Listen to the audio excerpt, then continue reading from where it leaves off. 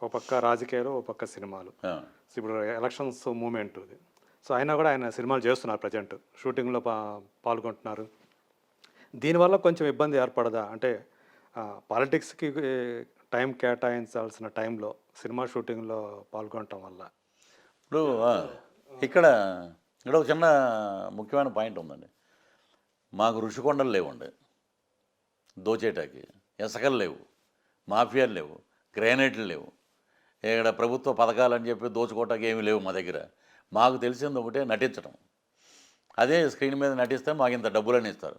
ఆ డబ్బులు కూడా మేము పెట్టుకోవట్లేదు, అన్నీ పార్టీ కోసం, ప్రజల కోసం ఖర్చు పెడుతున్నాం మేము. మాకు అక్రమంగా ఆస్తులు లేవు, దోచుకునే ఇది లేవు, బూతులు లేవు. మాకు తెలిసిందంతా పని చేయటం, ఆ పని ద్వారా వచ్చిన ఆదాయాన్ని ప్రజలకు ఇవ్వటం. సో ఆయన కూడా ఒక ప్రణాళిక వేసుకుంటారండి. సినిమాలు మనం తగ్గిద్దామా, ఉన్నది కంప్లీట్ చేద్దామా, ఎలాగైనా ఆయన కూడా ఒక ప్రణాళిక రెడీ చేస్తున్నారు.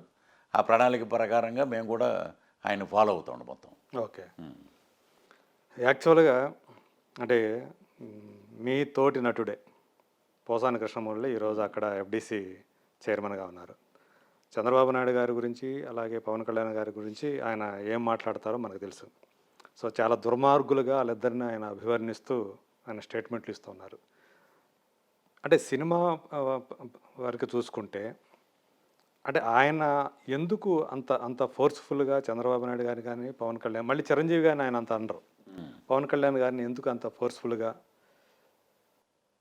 మొన్న ఏదో ఇంటర్వ్యూలో చెప్పాడు కదండి, నేను ఏదో షూటింగ్లో నేను వెళ్ళిపోతున్నాను, నేను చెప్పబెట్టకుండా వెళ్ళిపోతున్నాను, రాత్రి అయింది వెయిట్ చేశాను, వెళ్ళిపోయాను, పవన్ కళ్యాణ్ గారు వచ్చారు, మీరు నాకు ఫోన్ చేశారు, మరి ఎంతవరకు నిజమో వాస్తవం మనకు తెలియదు, హే నేను చెప్పేది నువ్వు అని ఈయన అన్నాడంట ఫోన్లో. రేపటి నుంచి మనకి ఏదైనా అక్కర్లేదు తీసేయడం అన్నారని ఒక ఇది ఏదో ఫ్యాన్స్ ఏదో మెసేజ్లు పెట్టారు, దాని మీద నేను స్పందించాను, దాని మీద నేను బూతులు మాట్లాడాను అన్నాడు. అదే అతను వ్యక్తిగతమైన విషయాలండి అప్పటి వరకు.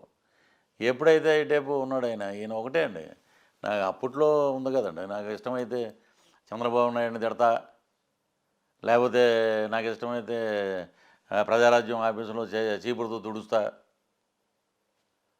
అదో టైపులో మాట్లాడాడు ఆయన. ఆయన ఒక పెద్ద మేధావి, డబుల్ PhD ఏదో చేశాడంట ఆయన. అదే ఒకప్పుడు ఆయన ఆయన పార్టీలో ఉన్నారు కాబట్టి బ్రహ్మాండంగా ఆయనకి అండదండలు ఉన్నాయి, మాట్లాడతారు. మనం ఆయన గురించి కూడా పట్టించుకుని మనం మాట్లాడవలసిన అవసరం లేదు. అంటే ఇప్పుడు ఆయన ఎఫ్డీసీ చైర్మన్గా అక్కడ ఆంధ్రప్రదేశ్లో తెలుగు చిత్ర పరిశ్రమ అభివృద్ధికి లేదా పరిశ్రమ అక్కడ ఏర్పాటు చేయడానికి ఏమైనా ఏర్పాటు జరుగుతున్నాయా అనుకుంటున్నారు మీరు? మీకు తెలుసు కదా, మీకు ఒక ఏం లేదండి ఇప్పుడు దాని గురించి ఎవరో మాట్లాడిన సందర్భాలు లేవు. అంటే ఎఫ్డీసీ చైర్మన్, అంతకుముందు ఎఫ్డీసీ చైర్మన్ విజయ్ చంద్ర గారు ఉన్నారు, ఆయన పదవి అయిపోయాక ఆయన ఎక్కడ ఉన్నాడో కూడా ఎవరికి తెలియదు. అసలు ఏం చేశారు వాళ్ళు? ఏముందండి చేయటానికి? ఇప్పుడు సినిమాలన్నీ ఇక్కడే జరుగుతున్నాయి తెలంగాణలో మొత్తం.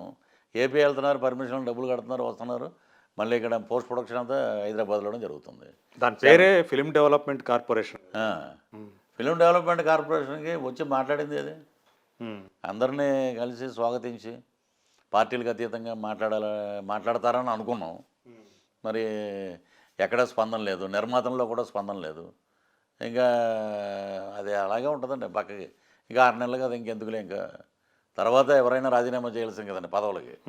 ఇంకోటి ఏదో మొన్న ఏదో మాట్లాడాడు ఆయన, చంద్రబాబు నాయుడు గారు ఇదండి. ఫస్ట్ చంద్రబాబు నాయుడు గారు ఎలక్షన్లో కాంగ్రెస్ తరఫున నిలబడినప్పుడు సినిమాటోగ్రఫీ మినిస్టర్ అయ్యాడు, రామారావు గారు స్వాగతించారు, అల్లుడిని చేసుకున్నారు.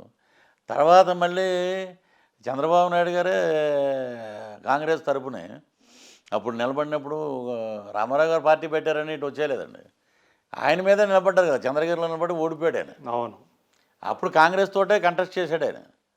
ఓడిపోయాక తర్వాత దగ్గుబాటి వెంకటేశ్వరరావు గారు స్వాగతించే కర్షక పరిషత్ ఇవన్నీ వచ్చినాయి. ఇవన్నీ వాళ్ళ ఇంట్లో మనం మనుషులు కాదు కదండి, వాళ్ళ ఇంట్లో ఏం జరుగుతుంది అనేది దేనోస్.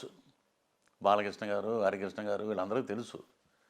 వాళ్ళకి మనం బయట ఉండి ఇలా జరిగింది అలా జరిగింది అనుకోవటం తప్పు. అది అంటే యాక్చువల్గా ఇప్పుడు ఏ టైంలో అయితే రాజమండ్రి సెంట్రల్ జైలుకి వెళ్ళి బాలకృష్ణ లోకేష్తో కలిసి ఆయన సెంట్రల్ జైలుకి వెళ్ళి వచ్చి రావడంతో పొత్తు ప్రకటించారు కదా, చాలామంది ఏమనుకున్నారంటే ఇది ఆవేశంతో అలా జరగటం వల్ల ఆవేశంతో అప్పటికప్పుడు ఎవరిని సంప్రదించకుండా పార్టీలో ఉన్న మిగతా నాయకులు ఈవెన్ నాదెండ్ల మనోహర్ గారు తర్వాత మిగతా వాళ్ళు వీళ్ళు ఎవరితో కూడా సంప్రదించకుండా అప్పటికప్పుడు ఆయన ఆవేశంతో చేశారు అని చెప్పేసి మాట వినిపించింది. ఎంతవరకు నిజం అది? అది తప్పండి అది. ఇది అసలు యాక్చువల్గా కరెక్ట్ టైమా ఆ, ఆ ఇప్పుడు పొత్తు ప్రకటించడానికి? ఒక మనిషి బాధలో ఉన్నప్పుడు ఆయన సంఘీభావం తెలపడం పార్టీలకు అతీతంగా ఎక్కడైనా మన చరిత్రలోనే ఉంది అది. ఇప్పుడు వైజాగ్లో ఒక ఇన్సిడెంట్ జరుగుతున్నప్పుడు చంద్రబాబు నాయుడు గారు వచ్చారు, పవన్ కళ్యాణ్ గారికి సంఘీభావం తెలిపారు. అక్కడ తెలుగుదేశం జనసేన కదా, అక్కడ వ్యక్తుల మధ్య ఉన్న ఒక గౌరవం మర్యాద. ఇక్కడ అంటే ఆయన ఒక కాజ్ కోసం చేస్తున్నాడు కాబట్టి సంఘీభావం తెలిపి సంఘీభావం తెలిపారు. ఇక్కడ ఒక అధ్యక్షుడు లోపల ఉన్నారు. ఉమ్.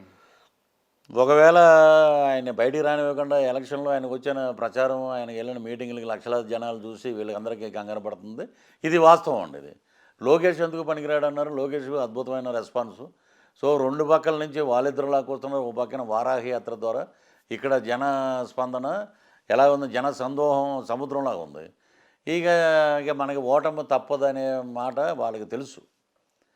వాళ్ళు ఇన్సెక్యూర్లో ఉన్నారు కాబట్టి ఏదో ఒకటి దీన్ని బ్రేక్ చేయాలంటే అరెస్ట్ చేసి లోపల పెట్టాలి. లోపల పెట్టాక ఇటువంటి పరిస్థితుల్లో మనం నిర్ణయం తీసుకోవాలి అని చెప్పి నాయకులందరూ మాట్లాడుకుని ఉంటారండి. మాట్లాడుకోకుండా వన్ మ్యాన్ షోలాగా ఆయన వచ్చి చెప్పరు అండి. Each and every pin to pin Pawan Kalyan గారికి పార్టీ యొక్క భవిష్యత్తు గురించి, పార్టీ నడిపే విధానం గురించి ఆయన 100% దాంట్లో నిష్ణాతుడు. కాబట్టి వచ్చి yes this is the right time. అక్కడ కూడా అన్నారు కదా, నేను మొన్నటి వరకు ఆలోచించాను, నీకు ఆలోచించవలసిన అవసరం లేదు, we are contesting together, Janasena TDP. అప్పుడు ఆయన మాట్లాడినప్పుడు కూడా నేను మా వాళ్ళతో మాట్లాడే విషయం చెప్పాలి ఆయన. అదే ఇప్పుడు ఎక్కడైనా సరే నేను ఉన్నా సార్, నా ఇంటి నిర్ణయం ఇది. నా ఇంటి నిర్ణయం అంటే నేను చెప్తాను. మళ్ళీ ఇంట్లో అందరినీ కలవాల్సిన నా మీద నమ్మకంతో అందరూ కేడర్ అందరూ ఎస్ యు ఆర్ రైట్ అన్నారు. నిన్న ఆంధ్ర రాష్ట్ర ప్రజలందరూ సూపర్ అండి, సూపర్ సూపర్ అన్నారు. క్యాడర్ మొత్తం కూడా క్యాడర్ మొత్తం కదండి, ఏపీలో ఉన్న ప్రజలు, తెలంగాణ ఉన్న ప్రజలు, ప్రపంచవ్యాప్తంగా ఉన్న తెలుగు వాళ్ళందరూ ఒకటే అన్నారు. ఎస్ కలిస్తేనే విజయం మంది, ఇన్నాళ్ళే చెప్పారు మా మనసులో మాట అని చెప్పి అద్భుతంగా స్వాగతిస్తున్నారు నిర్ణయాన్ని.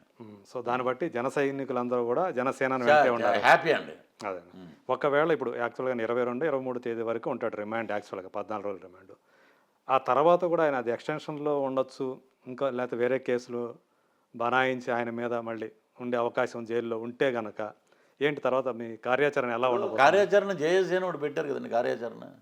నాదెండ్ల మనోహర్ గారు అధ్యక్షులు, మిత్రత్ర తెలుగుదేశంలో ఉన్న పెద్ద ప్రముఖ నాయకులు, జనసేన నాయకులు, వీళ్ళందరూ ఇంక్లూడింగ్ బాలకృష్ణ గారు, లోకేష్ గారు, వీళ్ళందరూ ఉంటారు. ఒక కమిటీగా ఏర్పడి దాని మీద చంద్రబాబు నాయుడు గారి సలహాలు కూడా తీసుకుంటారు, దాని మీద మాట్లాడతారు, దాని మీద కార్యాచరణ భవిష్యత్తు ప్రణాళిక ఏంటనేది ఆలోచించుకుంటారు. అదే అంటే అప్పుడు యాక్టివ్గా ఎవరు ఉండే అవకాశం ఉందంట? ఇక్కడ నిన్న చెప్పారండి పవన్ కళ్యాణ్ గారు, యాక్టివ్గా ఎవరు ఉంటాం, యాక్టివ్గా నేను ఉంటామా, లేకపోతే యాక్టివ్గా ఇంకొకరు ఉంటామా, ఇది కాదు.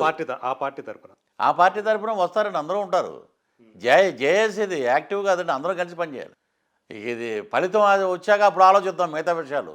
ముందు మనం కష్టపడి పనిచేయాలి, అదే మన ముందున్న ఎజెండా.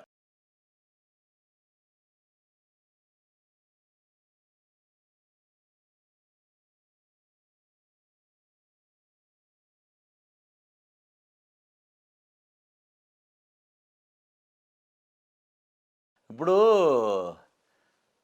ఏదో అమ్మ పెట్టనివ్వదు అడుగు తిననివ్వదని వీళ్ళకి ఎందుకంటే అన్నీ. ఇప్పుడు ఆయన ఏదో శరభ షూటింగ్ ఏదో వేరే దాంట్లో ఏదండి దేవరా దాంట్లో బిజీగా ఉన్నాడు, ఆయన బిజీగా ఉన్నాడు. కళ్యాణ్ రామ్ గారు బిజీగా ఉన్నారు వేరే స్క్రిప్ట్ల మీద. వాళ్ళు స్పందించి నారా లోకేష్ వచ్చాడు కదా, ఆ కుటుంబం నుంచి నారా లోకేష్ వచ్చాడు. ఆయన చనిపోయిన మన లోకేష్ కొడుకే కదండి తారక రత్న. నారా రోహిత్ గురించి అడుగుతున్నారా? లేకపోతే చంద్రబాబు నాయుడు గారు తమ్ముడు కొడుకే కదా రోహిత్, నారా రోహిత్. ఇప్పుడు లోకేష్ ఉన్నాడు వాళ్ళ అబ్బాయి, ఒక పక్కన బాలకృష్ణ గారు ఉన్నారు నందమూరి వంశం నుంచి. పెద్దలు ఉన్నప్పుడు పిల్లల్ని ఎందుకండి అనవసరంగా గెలకటం?